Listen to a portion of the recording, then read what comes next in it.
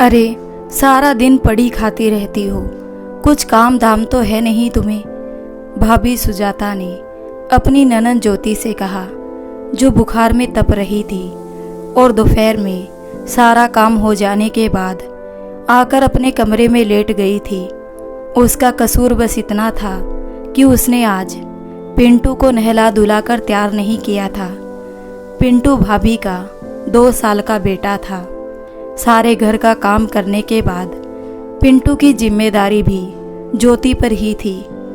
उसे नहलाना, तैयार करना, उसके लिए अलग से खिचड़ी दलिया या जो भी वो पसंद करता बनाना, उसे खिलाना, सुलाना सब ज्योति की जिम्मेदारी थी। पिंटू भी ज्योति से बहुत गुल मिला था। वो भी ज्योति के बिना किसी और से खाना पीना, नहाना सोना नहीं करता था। कारण था, पैदा होने के बाद से ही भाभी ने कभी पिंटू की जिम्मेदारी अपने ऊपर नहीं ली थी। घर के काम काज के साथ साथ सुजाता ने पिंटू की भी सारी जिम्मेदारी ज्योति पर डाल दी थी। ज्योति भी पिंटू से बहुत प्यार करती थी और उसका सारा काम खुश होकर करती थी। मगर आज बुखार की वजह से ज्योति कमरे में आकर लेट गई थी। उसे लेटे हुए बहुत देर भी नहीं हुई थी, फिर भी भाभी ने आकर उसे अच्छी खासी डांट सुना दी थी। भाभी का रवैया शुरू से ही ज्योति, दीप्ति और उसकी माँ मंजू जी, जो पैरों से अपाहिज थी, जिन्हें चलने फिरने के लिए व्हील चेयर की ज़रूरत पड़ती थी, उनके साथ भी अच्छा रवैया नहीं था। भैया विराट ने भाभी सुजाता से प्रेम विवाह किया था। भैया भाभी से बहुत प्यार करते थे, भाभी की हर बात मानते थे। इसी बात का फ़ायदा भाभी उठाती थी। वो ज्योति, दीप्ति और अपनी सासू मंजू को परेशान करती रहती थी और उनके खिलाफ भैया के कान भरती रहती थी। भैया भी भाभी की बातों में आ जाते थे और भाभी के कहने से ज्योति, दीप्ति को अच्छी डांट सुनाते थे। भैया मंजू जी को भी कुछ बोलने से परहेज नहीं करते थे। भाभी की डांट सुनकर बुखार में तपती हुई ज्योति उठी। फिर वो बहुत नरमी से बोली, भाभी, मुझे थोड़ा बुखार था, इसलिए मैं आकर लेट गई थी। कहिए क्या काम है? अरे, इस घर में सैकड़ों काम पड़े हैं। अगर मैं इस घर में ना हूँ तो पता चले कि कोई काम ढंग से हुआ ही नहीं है। जाओ, जाकर पहले पिंटू को नहला दो, तैयार कर दो, उसके लिए कुछ बना दो। फिर तुम्हारे भैया के कपड़े प्रेस कर दो। ऑफिस में पहनने के लिए उनके पास अब प्रेस हुए कपड़े नहीं है। सुजाता ने बड़ी रौबदार आवाज में कहा। सुजाता अपने आप को अकेले घर की मालकिन समझती थी। तभी वहाँ व्हील चेयर पर चलती हुई मंजू जी आ गई। सुजाता बेटा, दीप्ति ने पिंटू को नहलाकर तैयार कर दिया है और दीप्ति ने पिंटू को खाना भी खिला दिया है। तुम चिंता मत करो, ज्योति को थोड़ी देर आराम करने दो, वो बुखार में है। बहुत ही धीमे से प्यार की आवाज़ में मंजू जी ने सुजाता को कहा। हाँ हाँ, पड़ी रहने दो इस महारानी को। महारानी जी को बुखार है तो उसे आराम करने दो। गुस्सा करती हुई सुजाता कमरे से बाहर निकल गई। बेटा ज्योति, क्या तुम्हें ठीक नहीं लग रहा है? कहो तो डॉक्टर को दिखा दे। मैं शालू आंटी को कह देती हूँ, वो तुम्हें पास के ही क्लिनिक में दिखा लाएगी। मंजू जी ने फिर अपनी बेटी ज्योति से कहा। नहीं माँ, मैं ठीक हूँ, मैंने गोली ले ली है, थोड़ा आराम करूँगी तो ठीक हो जाऊँगी, ज्योति ने कहा। तभी बाहर भाभी की जोर जोर से चिल्लाने की आवाज़ें आने लगी। दोनों माँ बेटियाँ कमरे से बाहर निकली। भाभी दीप्ति पर गुस्सा कर रही थी। क्या हुआ भाभी? ज्योति ने डरते डरते पूछा। अरे होना क्या है, ये सब तुम्हारी आराम तलाबी का नतीजा है। देखो जरा, पिंटू को कितनी जोर की चोट लगी है। भाभी ने पिंटू का पैर दिखाते हुए कहा, जहाँ थोड़ा सा छिल गया था। ये कैसे हो गया भाभी? ज्योति ने बैठकर पिंटू का पैर देखते हुए कहा। अरे पूछो अपनी चहेती बहन से कि क्या किया उसने। मैंने कुछ नहीं किया दीदी, पिंटू दौड़ रहा था, मैं उसके पीछे दौड़ रही थी और वो गिर गया। दीप्ति ने डरते डरते अपनी दीदी ज्योति से कहा, तुम क्यों पिंटू के पीछे दौड़ रही थी? तुम्हें क्या जरूरत थी उसके पीछे दौड़ लगाने की? वो तो बच्चा है, साथ में तुम भी बच्ची बन जाती हो। ज्योति ने दीप्ति को डांटते हुए कहा तो मंजू जी बीच में बोल पड़ी, अरे जरा सी ही तो लगी है, इसमें इतना बवाल मचाने की क्या ज़रूरत है? सुजाता, दीप्ति भी तो आखिर बच्ची ही है। हाँ हाँ, तुम्हारी बेटी बच्ची है और मेरा बेटा अभी बच्चा नहीं है, बहुत बड़ा हो गया है। सुजाता ने गुस्से में कहा तो मंजू जी बोली, ये क्या बात हुई सुजाता? हमेशा ही गुस्सा तुम्हारी नाक पर धरा रहता है, कभी तो सीधे मुंह बोल लिया करो। हाँ हाँ, मैं तो मुंह फट हूँ, मैं तो जबान लड़ाती हूँ। तुम लोग तो तीनों सती सावित्री हो, तुम तो बहुत सीधी हो, भगवान की गाय हो, कुछ बोलती ही नहीं हो। मेरे ही नसीब फूटे थे जो मैंने यहाँ शादी की। ये कहकर सुजाता पिंटू को घसीटते हुए अपने कमरे में ले जाने लगी। क्योंकि पिंटू जाने को तैयार नहीं था, वो ज्योति को देखकर पीछे पड़ रहा था कि ज्योति बुआ के पास ही जाना है। मगर सुजाता जबरन पिंटू को घसीटते हुए कमरे से ले गई। माँ, आपको क्या ज़रूरत थी भाभी को इतना बोलने की? दीप्ति को ही थोड़ा डांट लेती, अब वो भैया से न जाने क्या क्या कहेगी। ज्योति ने मंजू जी से कहा। मंजू जी बेचारी क्या बोलती, चुप हो गई। वो भी मजबूर थी। पति रामनाथ जी 5 साल पहले एक हादसे में गुजर चुके थे और उसी हादसे के बदौलत मंजू जी अपाहिज हो गई थी। दोनों पति पत्नी खुशी खुशी पास के ही गांव निर्मलापुर मंजू जी के मायके से आ रहे थे। तीनों ही भाई बहन आपस में एक दूसरे के साथ मस्ती करते हुए हंसी खुशी अपने माँ और पिताजी के आने का इंतजार कर रहे थे। ज्योति जो कि बड़ी थी, घर की जिम्मेदारियों को अच्छे से संभाल लेती थी और अपनी छोटी बहन दीप्ति का भी अच्छे से ख्याल रख लिया करती थी। इसलिए मंजू जी जब कभी मायके जाती, ज्योति, दीप्ति और विराट को घर ही छोड़ जाती। वैसे भी मायका पास ही होने के कारण मंजू जी सुबह जाती और शाम तक वापस आ जाती थी। उस दिन भी मंजू जी और रामनाथ जी मंजू जी के मायके गए हुए थे और वहीं से वापस आ रहे थे। तब विराट की शादी नहीं हुई थी। वो भी अपनी फैमिली से बहुत प्यार करता था, खास तौर से दीप्ति तो उसकी जान थी। ये छोटा सा परिवार एक दूसरे से प्यार करने वाला, एक दूसरे का ख्याल रखने वाला, आपस में ही खुश रहने वाला था। मगर उनके नसीब में खुशियाँ ज़्यादा दिन की नहीं लिखी थी। सामने से आते हुए एक बड़े ट्रक से मंजू जी और रामनाथ जी की कार टकरा गई। रामनाथ जी की वहीं मौत हो गई और मंजू जी को व्हील चेयर पर आना पड़ा। यहीं से उनकी घर की खुशियाँ भी खत्म हो गई। रामनाथ जी सरकारी कर्मचारी थे। रामनाथ जी की जगह विराट को उनकी नौकरी मिल गई, जिससे पैसे की तंगी तो नहीं आई, मगर घर की खुशियाँ छिन गई। नौकरी लगते ही विराट ने अपनी पसंद से सुजाता से शादी कर ली और सुजाता ने आते ही घर में ज्योति, दीप्ति और साथ में मंजू जी का भी जीना दुर्भर कर दिया। विराट ने भी इन तीनों की तरफ से आंख बंद कर ली। जो सुजाता कहती उसे ही वो सही मान लेता। सुजाता ने घर के सारे कामकाज ज्योति के सुपुर्द कर दिए और बस खुद सजने संवरने में, घूमने फिरने में लगी रहती। पड़ोसियों या रिश्तेदारों के सामने भली बन जाती। सुजाता की माँ लीला जी भी सुजाता की ही तरह थी। एक ही गांव में होने की वजह से वो भी जब तब चली आती थी और घंटों बैठकर बेटी को ज्ञान दिया करती थी। विराट भी अपनी सासू जी का बड़ा मान सम्मान करता था। जब वो आती तो उन्हें खाना खाए बगैर नहीं जाने देता। ज्योति से कहकर तरह तरह की डिशेस बनवाता, बाजार से मिठाइयाँ लाता। लीला जी भी अपनी बेटी और दामाद से ही खुश रहती। उन तीनों माँ बेटियों से उन्हें कोई मतलब नहीं रहता। ज्योति भैया के कपड़े प्रेस करने लगी। तबीयत ठीक नहीं थी, हाथ काम नहीं कर रहे थे, मगर उसे ये काम भी अभी ख़त्म करना था। फिर शाम हो रही थी, उसे शाम का खाना भी तैयार करना था। तबीयत की वजह से उसने आज 2 ही सूट प्रेस किए, वरना वो पूरे सप्ताह के कपड़े प्रेस कर देती थी।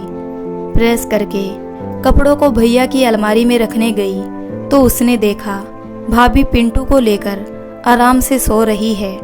कपड़े अलमारी में रखने की बजाय उसने टेबल पर ही रख दिए कि अलमारी खोलने बंद करने की आवाज़ से भाभी की नींद ना खराब हो जाए।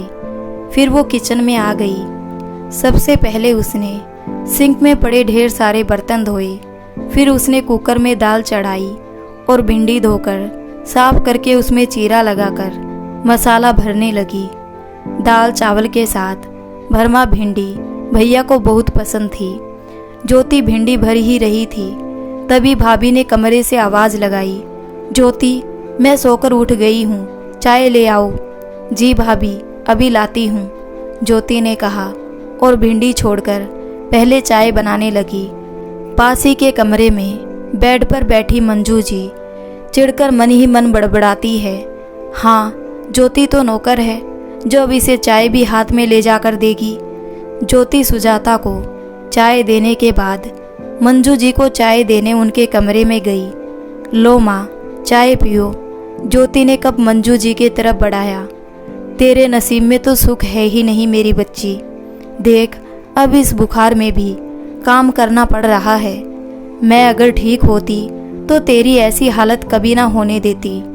मंजू जी ने पल्लू से आंसू साफ करते हुए कहा, माँ, आप फिक्र मत करो, मैं अब बिल्कुल ठीक हूँ। ज्योति ने उन्हें दिलासा देते हुए कहा, सोच रही हूँ जल्दी ही तेरी शादी कर दूँ, कम से कम इस नरक से तो छुटकारा मिले। कल ही शालू आंटी को बुलाकर कहूँगी तेरे लिए कोई रिश्ता देखे। इस सुजाता से तो वो भी नहीं कह सकते। मंजू जी ने फिर से आंसू साफ करते हुए कहा, माँ, अब फिक्र ना करें, हो जाएगी शादी। चले अब थोड़ी देर बाहर घूम ले। कहकर ज्योति ने उन्हें व्हील चेयर पर बैठाया और बाहर गली में ले गई। शालू आंटी भी अपने घर के बाहर ही बैठी थी। मंजू जी व्हील चेयर चलाकर उनके पास चली गई और ज्योति आकर फिर से किचन में काम करने लगी। दीप्ति को उसने पढ़ने के लिए बैठा दिया था। दीप्ति भी माँ के साथ बाहर जाना चाहती थी, मगर ज्योति ने उसे एग्ज़ाम करीब है कहकर बाहर जाने से मना कर दिया और उसे पढ़ने के लिए बोल दिया। खाना बनाकर वो दीप्ति के पास आकर देखने लगी कि उसने क्या पढ़ा है। वो आकर बैठी ही थी कि मंजू जी भी आ गई और आकर बोली, मैंने शालू आंटी को कह दिया है तुम्हारे रिश्ते के लिए। तुम्हारा नाम लेते ही उन्हें भी उनका भांजा याद आ गया जो पढ़ाई करके अमेरिका से लौटा है और अपने बाबा का बिजनेस संभाल रहा है। उन्होंने कहा है कि वो अपनी बहन से बात करेगी। मंजू जी ने खुश होकर ज्योति को बताया, सच में शालू जी बहुत ही अच्छी औरत है, हमारा भी उन्हें बहुत ख्याल है, मुझसे मिलने भी आती रहती है। तुम लोगों को भी कहीं जाना हो तो साथ चली जाती है। भगवान ऐसी पड़ोसी सबको दे। मंजू जी ने शालू की तारीफ करते हुए कहा। तभी भैया भी ऑफिस से आ गए तो ज्योति भी उठकर कमरे से बाहर आ गई। भैया को पानी देने के बाद ज्योति किचन में खाना गर्म करने लगी। भैया कपड़े चेंज कर हाथ मुंह धोकर खाना खाते थे। ज्योति, पिंटू के लिए कुछ बनाया? भाभी ने नरम लहजे में पूछा, क्योंकि अब भैया आ चुके थे। भैया के सामने भाभी का लहजा चेंज हो जाता था। जी भाभी, मैंने दाल चावल बनाए हैं, पिंटू भी शौक से खा लेता है। अरे, तुमने आज फिर दाल चावल बना लिए? कल रात को भी तो तुमने दाल चावल ही बनाए थे। भाभी ने दाल चावल का सुनकर कहा। जी भाभी, वो मेरी तबीयत ठीक नहीं थी। ज्योति ने थोड़ा अटक कर कहा, कोई बात नहीं, हम दाल चावल भी खा लेंगे। और तुम्हारी तबीयत ठीक नहीं थी तो डॉक्टर को दिखाया कि नहीं?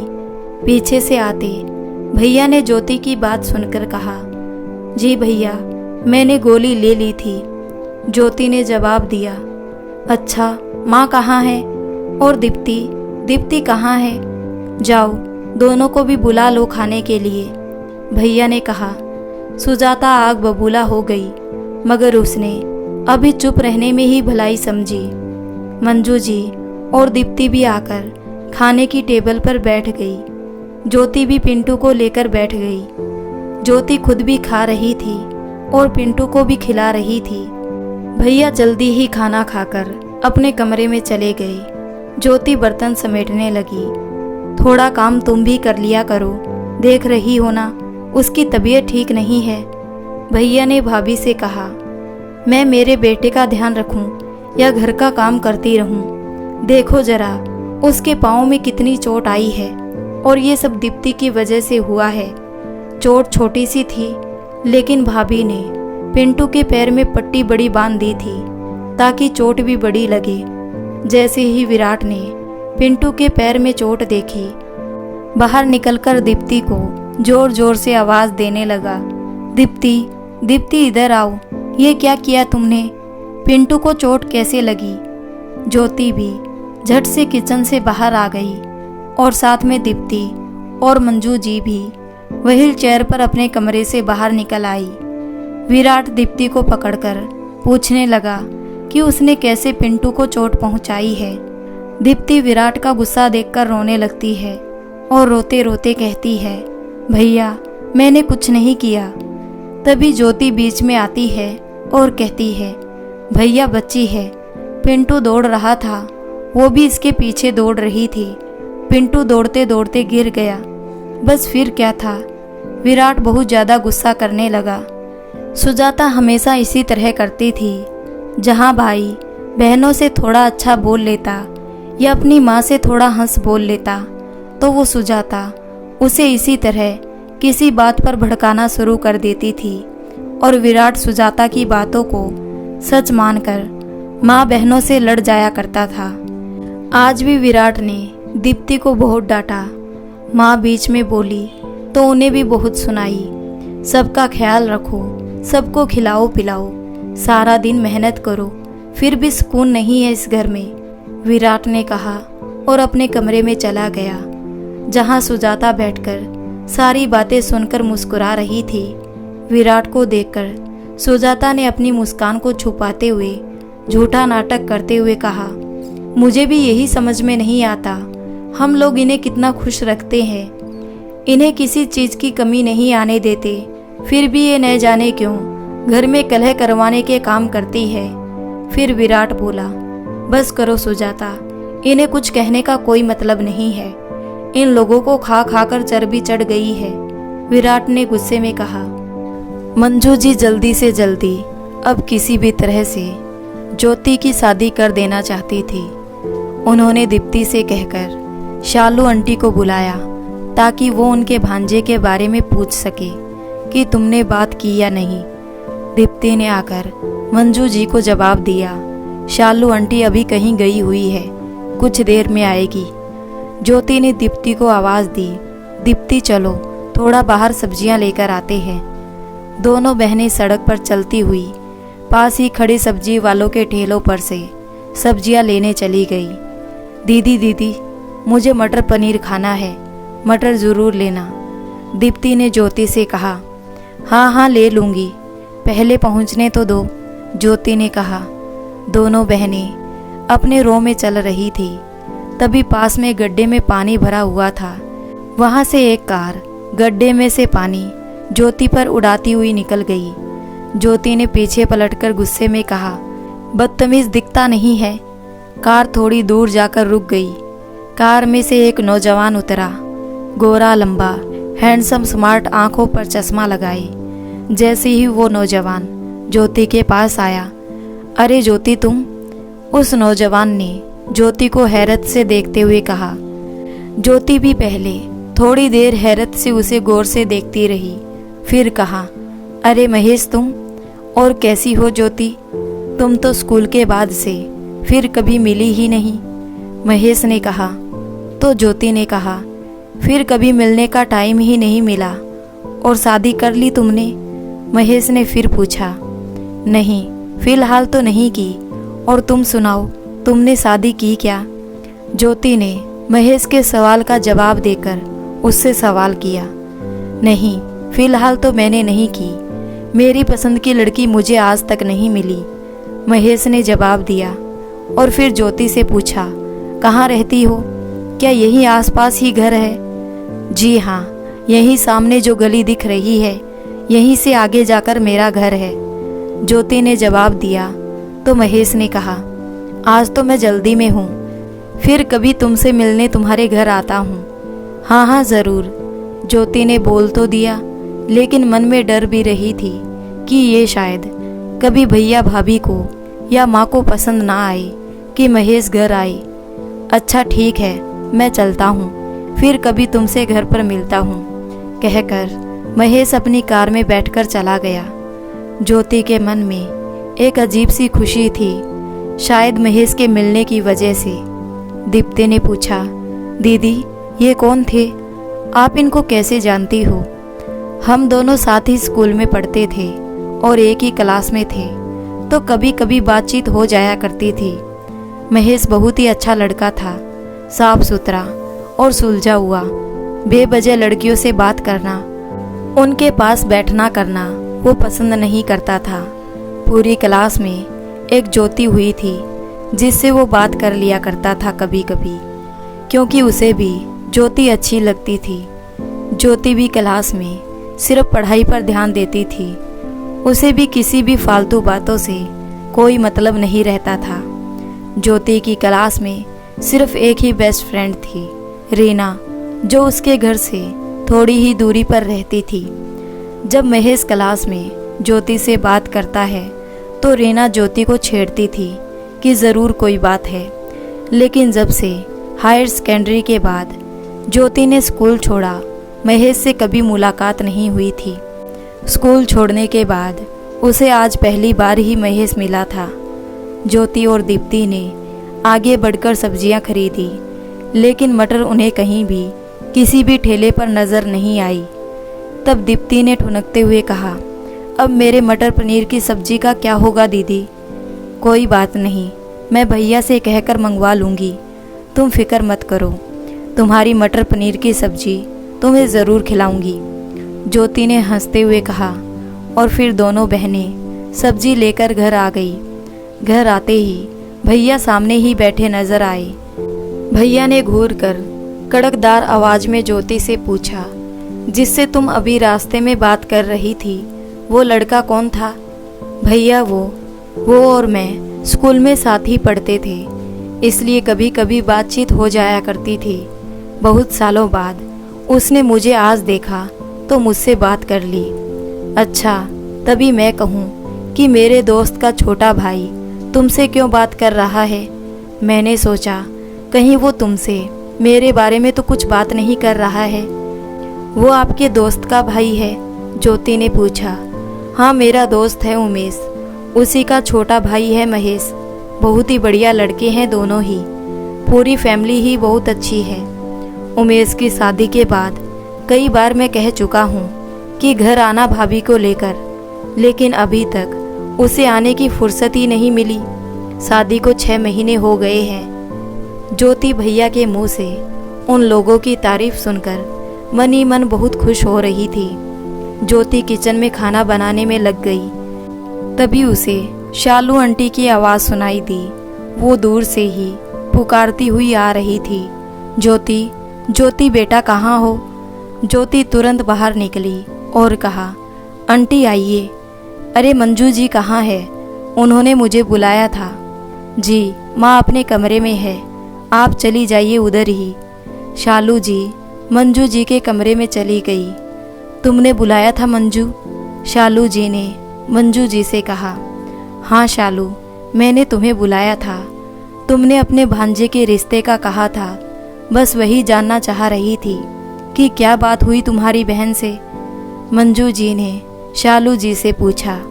बहन मंजू, मुझे बहुत अफसोस है, मैंने तुमसे अपने भांजे के लिए बात की थी, मगर बात पूरी नहीं कर पा रही थी शालू जी। मंजू जी ने कहा, तुम बेफिक्र होकर कहो शालू, क्या बात है? जब मेरी बहन से मेरी बात हुई तो उसने बताया कि नीलेश ने अपने लिए अमेरिका में लड़की देख रखी है और वो उसी से शादी करना चाहता है।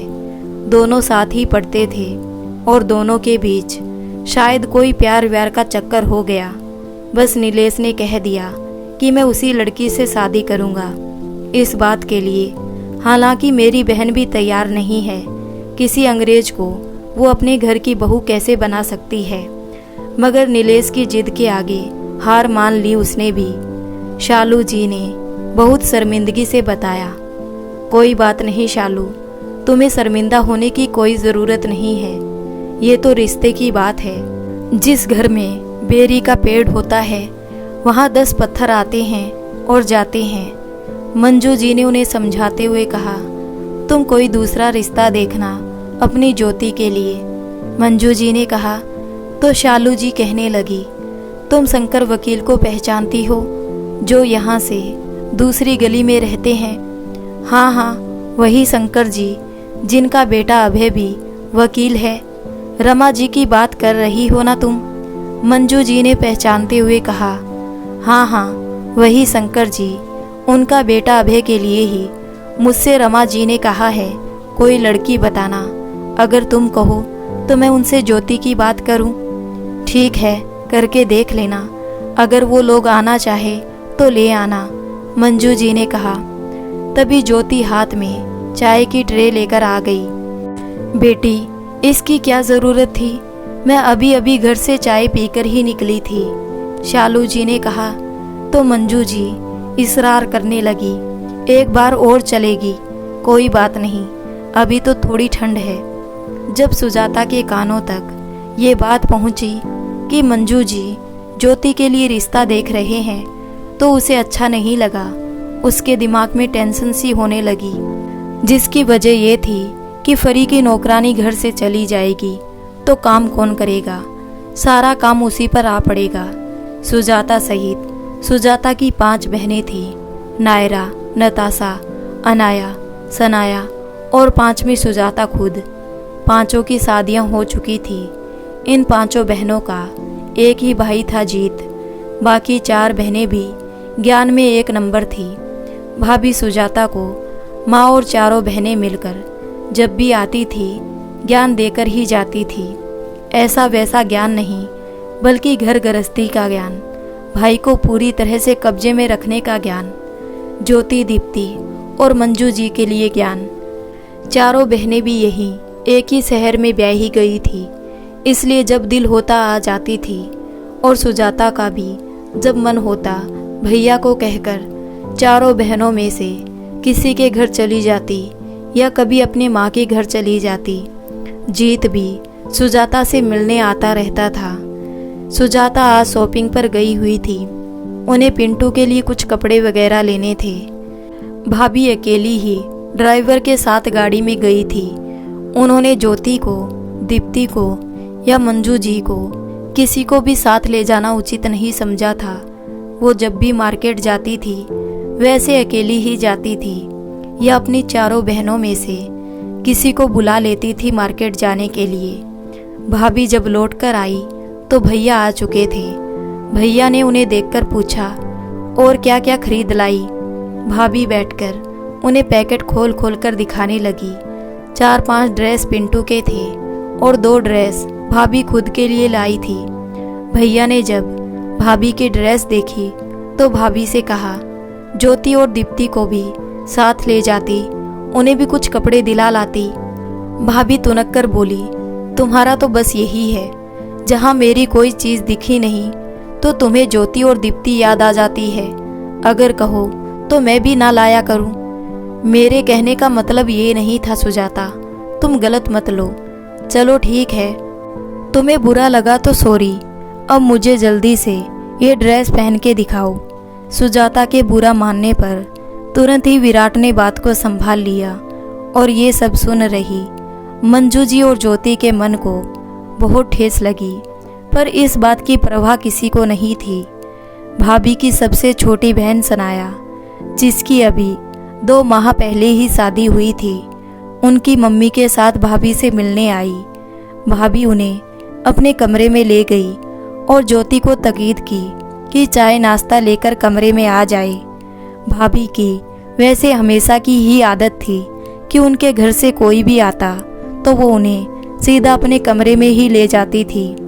भाभी ने अपनी मम्मी से बड़े ही धीमे स्वर में कहा, महारानी जी की शादी के लिए रिश्ता ढूंढा जा रहा है, बड़ी जल्दी है इसकी शादी की, इस बुढ़िया को।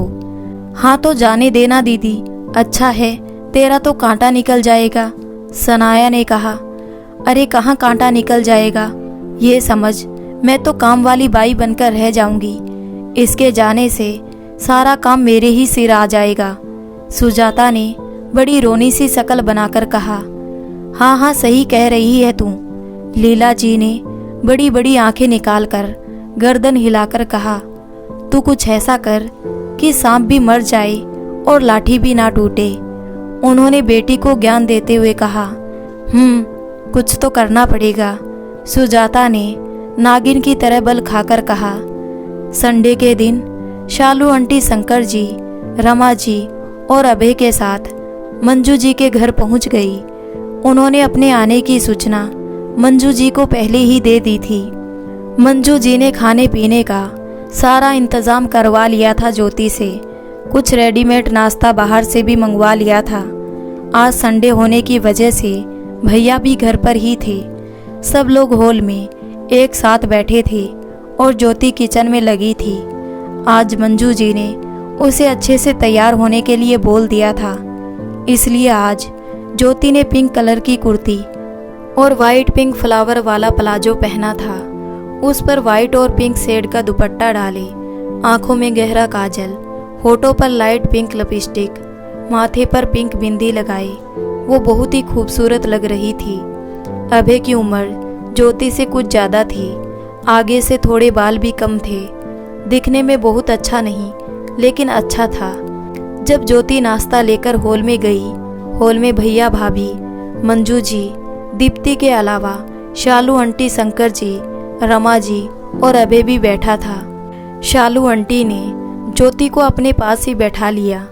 ये है हमारी ज्योति, सुगढ़, समझदार और काम में तो बिल्कुल नंबर 1 समझो। हमारी ज्योति घर का हर काम जानती है, अच्छे अच्छे पकवान भी बनाना जानती है। शालू जी ने ज्योति की तारीफ करते हुए कहा। अच्छा बेटा, और पढ़ाई कहाँ तक की? शंकर जी ने डायरेक्ट ज्योति से पूछा तो ज्योति थोड़ा घबरा गई। उसकी जगह दीप्ति ने जवाब दिया, हमारी दीदी 12th तक पढ़ी हुई है। अच्छा, कॉलेज क्यों नहीं गई? रमा जी ने पूछा। वो रमा जी, हमारी कुछ मजबूरियां थी, ज्योति के पिताजी नहीं रहे तो फिर उसके बाद बात अधूरी छोड़ दी मंजू जी ने। जी मैं समझ गई, रमा जी ने कहा। अभय, तुम्हें भी कुछ पूछना हो तो पूछ लो, शालू आंटी ने अभय से कहा। जी अभय को कुछ नहीं सूझ रहा था। तब शालू जी बोली, अच्छा ऐसा करो, तुम दोनों बाहर थोड़ा लॉन में चले जाओ, यहाँ सबके सामने तुम्हें शर्म आ रही है। हाँ क्यों नहीं, जाओ बेटी, मंजू जी ने ज्योति से कहा। शंकर जी और रमा जी ने भी अभय को कहा, जाओ बेटा। सबकी सहमति से दोनों लॉन में आ गए। देखो, मैं वकील हूँ, तुम्हें तो पता ही होगा। मैं अपने लिए पढ़ी लिखी लड़की चाहता था, मगर तुम्हें देखकर लगता है कि तुम 12th पढ़ने के बाद भी काफ़ी समझदार हो, अभय ने कहा। जी, अगर आपको पढ़ी लिखी लड़की चाहिए तो मुझे कोई एतराज़ नहीं है। अगर आप ना करते हैं तो मुझे बिल्कुल बुरा नहीं लगेगा, ज्योति ने अभय की बात का जवाब देते हुए कहा। देखिए, मैं समझता हूँ कि संस्कार भी कुछ चीज़ है जो केवल पढ़ने लिखने से नहीं आते। एक पढ़ा लिखा इंसान भी असभ्य हो सकता है, असंस्कारी हो सकता है। मैं अपनी होने वाली पत्नी में पढ़ाई लिखाई के साथ सभ्यता और संस्कार भी देखना चाहता हूँ, इसलिए आप मेरी बात का बुरा मत मानिए। मैं बहुत ज़्यादा सोच समझकर ही कुछ फैसला करूँगा, अभय ने कहा। और फिर ज्योति से पूछा, वैसे आपकी हॉबीज़ क्या हैं? मुझे पढ़ने का बहुत शौक़ है और दूसरों की हेल्प करना भी मुझे बहुत अच्छा लगता है। मुझे इसके अलावा स्विमिंग भी बहुत पसंद है, ज्योति ने कहा। तो अभय ने खुश होकर कहा, वाह, ये तो बहुत बढ़िया पसंद है आपकी। और आप किस तरह का पहनावा पसंद करती हैं? आपको स्कर्ट वगैरह, शॉर्ट फ्रॉक वगैरह या जीन्स वगैरह, या जो दूसरी लड़कियां पहनती है वो सब पसंद है? जी नहीं, मुझे इन सब पहनावे का कोई शौक नहीं है, ना ही मेरे घर पर इन सब पहनावों की इजाज़त है। मैं एक साधारण लड़की हूँ और सादा जिंदगी जीती हूँ। ज्योति को लगा था कि अभय ये सवाल इसलिए पूछ रहा है कि उसे शायद ये सब पसंद होगा। इतना बड़ा वकील है तो हो सकता है कि वो अपनी पत्नी में ये सब पसंद करे। क्या आप सिर्फ जो आपने अभी जो ड्रेस पहनी है वही पहनती हैं या कुछ और भी पहनना पसंद करती हैं? अभय ने फिर से पूछा। नहीं, मैं इसके अलावा सलवार कुर्ती, लेगिंस कुर्ती पहन लेती हूँ, ज्योति ने जवाब दिया। अच्छा, तो आप साड़ी नहीं पहनती? अभय ने फिर से पूछा। जी, माँ पहनने नहीं देती है, बोलती है कि शादी के बाद पहनना। और मेकअप करना तो आपको पसंद होगा, जिस तरह सारी लड़कियों को पसंद होता है? अभय ने पूछा। मेकअप मुझे पसंद है, लेकिन बिल्कुल लाइट मेकअप, जिसे बनी बनाई सूरत बनी बनाई ही लगे, बिगड़ी हुई ना दिखे। ज्योति के इस जवाब से अभय हंसने लगा। और खाने में क्या क्या पसंद करती हैं और आप क्या क्या बना लेती हैं? अभय ने पूछा। मुझे खाने में सिंपल खाना ही पसंद है। मैं ज़्यादा तेल मिर्च मसाले वाले खाना नहीं खाना पसंद करती हूँ। और रही बात बनाने की, तो मुझे सब कुछ बनाना आता है। मैं तरह तरह के स्नैक्स भी बना लेती हूँ और नई नई डिशेस भी ट्राई करती रहती हूँ, ज्योति ने धीमी आवाज़ में जवाब दिया। तो अभय उसका कायल हो गया। अभय आज की मुलाकात में ही सब कुछ जान लेना चाहता था और ज्योति को अच्छे से परख लेना चाहता था। वो चाहता था कि ज्योति जैसी लड़की को वो रिजेक्ट न करे। ज्योति दिखने में भी अच्छी थी और लगता था कि संस्कारी भी है। और सबसे बड़ी बात ये कि उसका पहनावा, उसका रहन सहन भी सादा था। ज्योति के परिवार वाले भी अभय को अच्छे ही लगे थे। अच्छा ज्योति जी, आप भी कुछ पूछिए ना, अभय ने ज्योति से कहा। देखिए, मैं तो ज़्यादा कुछ नहीं कहूँगी, लेकिन इतना कहूँगी कि मुझे अपने जीवन साथी के रूप में ऐसे इंसान की ज़रूरत है जो मेरी भावनाओं को समझे, जो मुझे सम्मान दे, जो मेरे दुख तकलीफ में मेरे साथ खड़ा हो, मेरे साथ साथ मेरे परिवार की भी इज्जत करे, मुझ पर भरोसा करे। ये तो बहुत अच्छी बात है, लेकिन आप अगर ऐसा पति चाहती हैं तो आप भी पत्नी ऐसी ही बन सकती हैं। अभय ने ज्योति की बात सुनकर उससे सवाल किया। जी बिल्कुल, अगर मैं अपने पति के रूप में ऐसा इंसान चाहूँगी तो मैं भी उसी की तरह पत्नी बनकर दिखाऊंगी। वैसे भी पति पत्नी का रिश्ता इसी बात पर निर्भर होता है कि वो दोनों एक दूसरे पर भरोसा करें, एक दूसरे की इज्जत करें और एक दूसरे से प्यार करें।